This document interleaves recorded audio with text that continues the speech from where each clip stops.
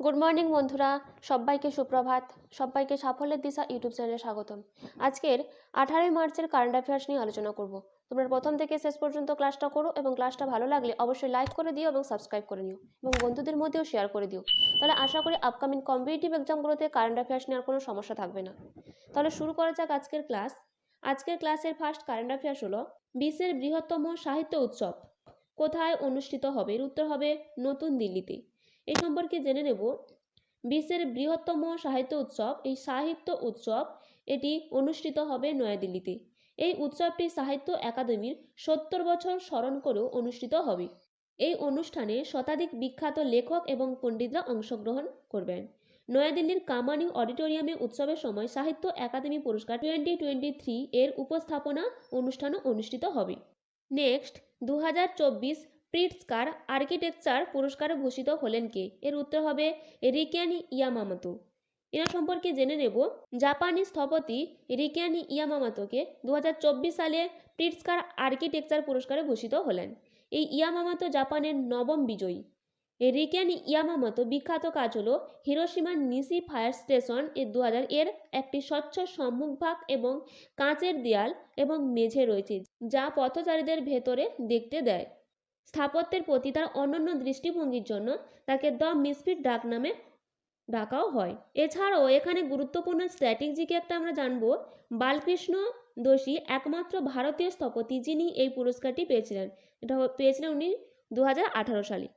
Next, ভারতের প্রথম automobile ইনপ্ল্যান্ট railway citing প্রকল্প কোন রাজ্যে উদ্বোধন করা হয়েছে? এর উত্তর হবে গুজরাটে।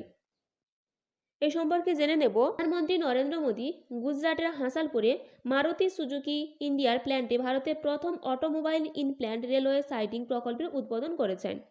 এই রেলওয়ে স্লাইডিং প্রকল্পটি মারুতি এবং গুজরাট রেল ইনফ্রাস্ট্রাকচার ডেভেলপমেন্ট এর মধ্যে একটি সহযোগিতামূলক উদ্যোগ।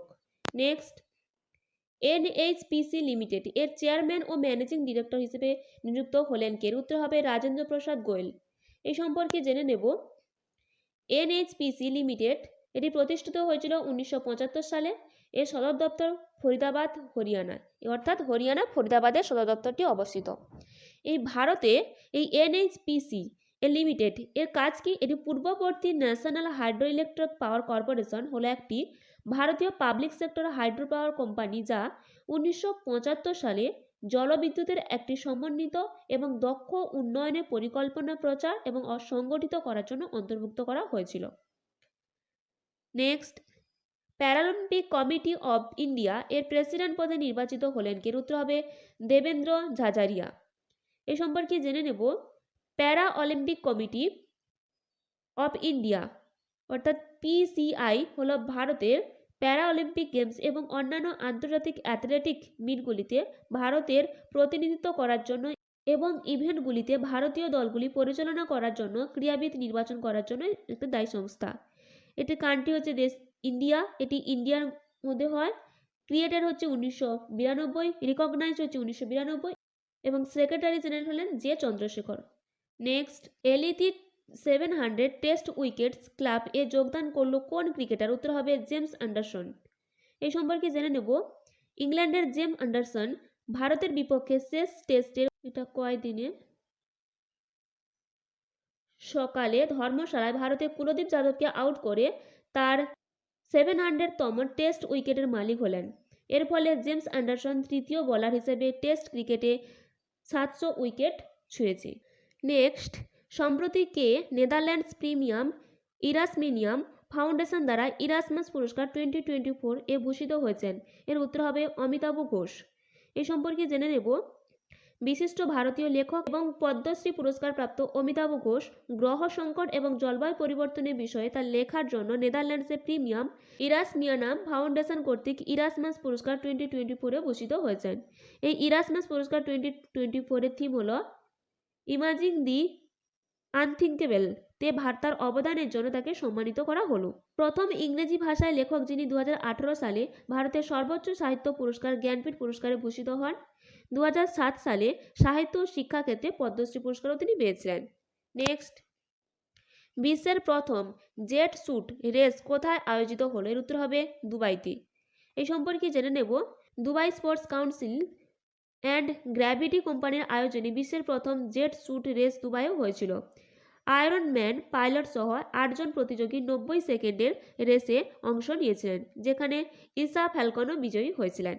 নেক্সট, সম্প্রতি কোন ব্যাংক একটি life time zero balance bank account চালু করেছে? এর উত্তর হবে ব্যাংক অফ বরোদা। এই সম্পর্কে জেনে নেব। Bank of Baroda life time savings account নামে একটি life time zero balance savings bank account চালু করেছে। এই অ্যাকাউন্টটি গ্রাহকদের জন্য আজীবন বিনামূল্যে রুপে প্ল্যাটিনাম ডেবিট কার্ড অফার করে, যারা একটি নামমাত্র কোয়ার্টারলি এভারেজ ব্যালেন্স বজায় রাখে।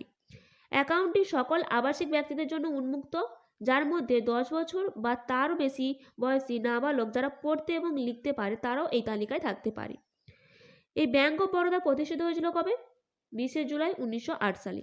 নেক্সট, আসিফ আলী জারদারি কোন দেশের 14তম রাষ্ট্রপতি পদে নিযুক্ত হলেন? এর উত্তর হবে পাকিস্তানি। এখানে পাকিস্তানের স্ট্র্যাটেজিক আকারে জেনে নেব। পাকিস্তানের মুদ্রা পাকিস্তানি রুপি, রাজধানী ইসলামাবাদ, অফিসিয়াল ভাষা উর্দু, ইংরেজি এবং প্রধানমন্ত্রী শেহবাজ শরীফ। এই ছিল আজকের দিনে গুরুত্বপূর্ণ 10টি কারেন্ট অ্যাফেয়ার্স। এইরকম গুরুত্বপূর্ণ 10টি কারেন্ট অ্যাফেয়ার্স পেতে অবশ্যই সাফল্যের দিশা ইউটিউব চ্যানেলকে সাবস্ক্রাইব করে নিও। আজকের ক্লাসটা এই পর্যন্ত।